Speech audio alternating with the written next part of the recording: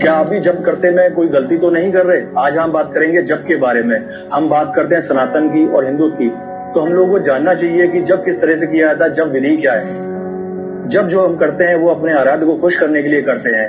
कोई व्रत धारण करता है, तो कोई पूजा करता है, कोई जप करता है, कोई तीनों तरीके से जप करता है। तो जप का हमारी पूजा में बहुत ही बड़ा उपयोगी योगदान है, जिससे हम अपने आराध्य को खुश कर सकते हैं। जप जो होता है वो 3 तरीके का होता है, और जब पहला जो होता है वो होता है वाचिक, उपांशु और मानसिक रूप से।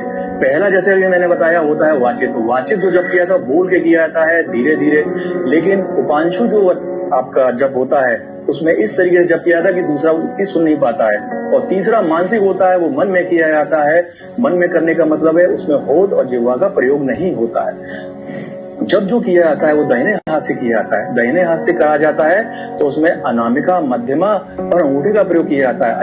अनामिका उंगली के ऊपर जो है माला रखी जाती है और अंगूठे के सहयोग से मध्यमा से सरका करके उंगली फेरते हुए जप किया जाता है। जब हम करते हैं उसमें याद रखिएगा तर्जनी उंगली छुलनी नहीं चाहिए। साथ ही साथ जप करते समय जपमाली से ढककर किया जाता है। अगर आपके पास जपमाली नहीं है तो आप सूखे कपड़े से भी कर सकते हैं, लेकिन याद रखिए गीले कपड़े से नहीं करना है। और अगर आपके पास गीला कपड़ा ही है, आपको सूखा कपड़ा नहीं मिलना है, तो कम से कम 7 बार फटकार करके उस कपड़े से कर लेते हैं, उसको फिर सूखा माना जाता है। याद रखिएगा, ठीक है। उसके साथ साथ ये भी याद रखिएगा कि सुमेरु का उल्लंघन ना हो। अब सुमेरु क्या होता है, ये सबसे बड़ा सवाल है।